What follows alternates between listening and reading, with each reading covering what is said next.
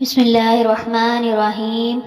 جمعے کے دن کا عمل، جمعے کے دن کا وظیفہ، آئے حکیم صاحب سے خود سنتے ہیں۔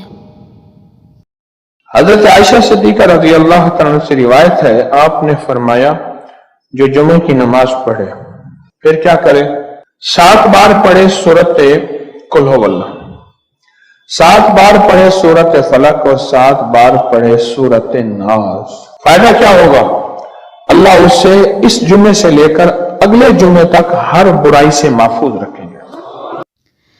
اور برائی کیا ہے؟ برائی سے مراد نفس اور شیطان کی برائی، جادو جنات کی برائی، نظر بد اور حادثوں کی برائی اور حادثوں سے حفاظت۔ کسی دشمن نے برا چاہا ہو، برا سوچا ہو یا برا لکھا ہو، ہر چیز سے اللہ تعالیٰ اس کی حفاظت فرمائیں گے۔